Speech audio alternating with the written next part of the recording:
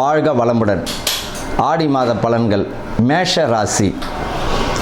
மேஷ ராசிக்கு இப்போ இந்த மாதம் எப்பேற்பட்ட பலனை தரப்போகிறது அப்படின்னு பார்த்தா, மேஷ ராசிக்கு இந்த மாதம் பார்த்திங்கன்னா ராசிக்கு 2ஆம் இடத்துல சுக்கிரன் வருகிறார், மிக சிறப்பு தான்.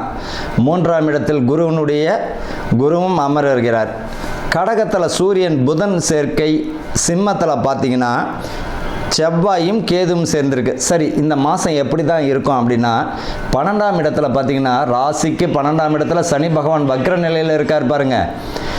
இந்த காலகட்டத்தில் தெளிவுபடுத்திக்கணும். ஒரு விஷயம் செய்கிறோம், ஒரு செயல் செய்கிறோன்னா தெளிவுபடுத்திக்கணும். இந்த விஷயம் நம்மளால் முடியுமா, இது நமக்கு பாதகமான சூழ்நிலை தருமா, சாதகமான சூழ்நிலை தருமா? என்ன காரணம் அப்படின்னா, தெளிவு இல்லாத போக்கை தந்துவிடும்.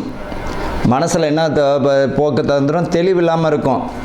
ஒரு விஷயத்தை புரிஞ்சுக்கணும். இந்த காலகட்டத்தில் பார்த்திங்கன்னா வீடு கட்ட போகிறீங்கன்னு முடிவு பண்ணிட்டீங்க. கரெக்டாக இந்த இடத்துல வீடு கட்ட போகிறோம். மண்ணில் வாங்கக்கூடிய மண்ணில் ஏதாவது பிரச்சனை இருக்கா, ஏதாவது சட்ட சிக்கல் இருக்கா, நம்ம கட்டக்கூடிய இடம் சரியாக இருக்கா, இதை எல்லாமே பார்த்துக்கிட்டு செயல்படணும். என்னென்னா மனக்குழப்பங்கள் இருக்கும் இந்த மேஷ ராசிக்காரர்களுக்கு இந்த ஆடி மாதம். அதே போல் புதுசான ஒரு உத்தியோகங்கள் மாறணும்னு நினைக்கிறவங்க ஒன்றுக்கு பல முறை. இப்போ ஏற்கனவே பார்த்திங்கன்னா சம்பள குறைவில் ஆனால் நிம்மதியாக இருப்பாங்க. சம்பளம் குறைவாக இருக்கும் ஆனால் நிம்மதியாக இருப்பாங்க. இன்னொரு இடத்துல வேலைக்கு போகும்போது சம்பளம் அதிகமாக இருக்கும் ஆனால் போராட்டமாக தருவதற்கு வாய்ப்புகள் இருக்கும். 1க்கு 1000 முறை அங்கே வேலைக்கு போனால் எந்த மாதிரியான சூழ்நிலையை சந்திக்கணும் அப்படின்றத தெளிவுபடுத்திக்கின்னு இறங்கணும். இந்த காலகட்டத்தில் பார்த்திங்கன்னா கணவன் ஒரு இடத்துல வேலை செய்வார், மனைவி ஒரு இடத்துல செய்வாங்க. 2 பேருமே பணியினுடைய நிர்பந்தத்தின் காரணமாக பிரிஞ்சிருக்கலாம். அப்படின்னு இருக்கிறவங்களுக்கு இந்த மாதம் பார்த்திங்கன்னா சேருவதற்கு வாய்ப்புகள் உண்டு. ஒரே இடத்துல பிள்ளைகள் வழியில் பார்த்திங்கன்னா மன நிம்மதி கிடைக்கும். அதுவும் பெண் பிள்ளைகள். பொதுவாகவே இந்த மேஷராசிக்கு உள்ள ஒரு பரிகாரம் என்னன்னு பார்த்திங்கன்னா, இந்த கோயில் அந்த கோயில்னு சொல்லவே இல்லை, உங்கள் குடும்பத்தை மட்டும் நீங்கள் பாருங்கள். அதாவது இந்த மேஷ ராசிக்காரங்களுடைய ஒரு யுக்தி என்ன, ஒரு வெற்றியினுடைய ரகசியம் என்ன அப்படின்னா, எந்த வீட்டில் பெண்கள் அழுகுரல் அதிகமாக இருக்கோ அங்கே அவங்க வெற்றி தரவே முடியாது. மேஷ ராசினுடைய ரகசியம் என்ன, வீட்டில் பெண் பிள்ளைகள் அழக்கூடாது, மகிழ்ச்சியாக இருக்கணும். மனைவி அழக்கூடாது, மகிழ்ச்சியாக இருக்கணும்.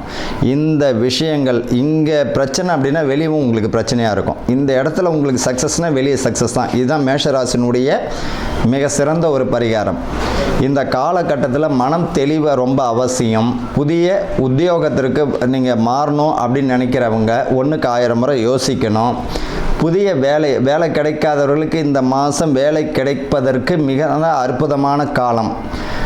அதே போல் அரசியல் பிரமுகர்கள் பார்த்திங்கன்னா இந்த மேஷத்தில் யார் ஜனன ஜாதகத்தில் சூரியன் இருப்பவர்கள் சொல்கிறேன். ஜனன ஜாதகத்தில் மேஷ ராசியிலேயே சூரியன் இருப்பவர்கள், அவர்களை பொறுத்த வரைக்கும் பார்த்திங்கன்னா அரசியலில் பிரமுகர்கள் பார்த்திங்கன்னா பேர் புகழ் வரக்கூடிய காலம். அதே நேரத்தில் வாய் நிதானம் மிக அவசியம்.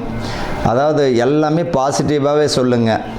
உங்களுக்குரியது பரிகாரம் என்ன பார்த்திங்கன்னா, இந்த மேஷ ராசிக்காரன் அரசியல் பிரமுகர் எல்லாருமே புகழ்ந்து பேசுங்க. இதுதான் பரிகாரமே. எல்லாருமே புகழ்ந்து பேசுங்க. குடும்ப விஷயத்தில் பார்த்திங்கன்னா உயர்கல்வி யோகம் ஆனந்தத்தை தந்துவிடும். புதிய முயற்சிகள் பலிக்கும். அதே நேரத்தில் கவனம் தேவை. வண்டி வாகனங்களில் போகும்பொழுது மிகுந்த நிதானம் தேவை. வாகனங்களில் போகிறீங்களா, மிக மிக நிதானம் தேவை.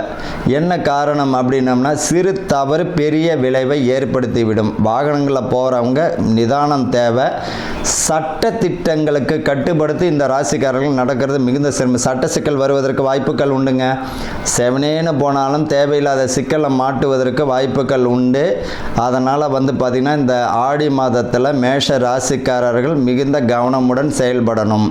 வாய் நிதானம் தேவை. குடும்பத்தில் விட்டு கொடுத்து போகணும்.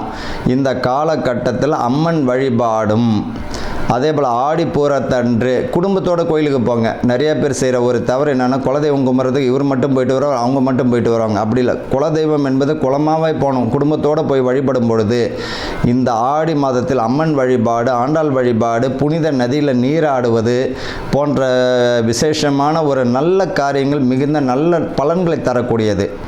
இவர்களை பொறுத்த வரைக்கும் பார்த்திங்கன்னா இந்த மேஷ ராசியில் கவனமுடன் மிகுந்த நற்பலன்கள் அடையக்கூடிய மாதமாக இருக்கிறது. வாழ்க வளமுடன்.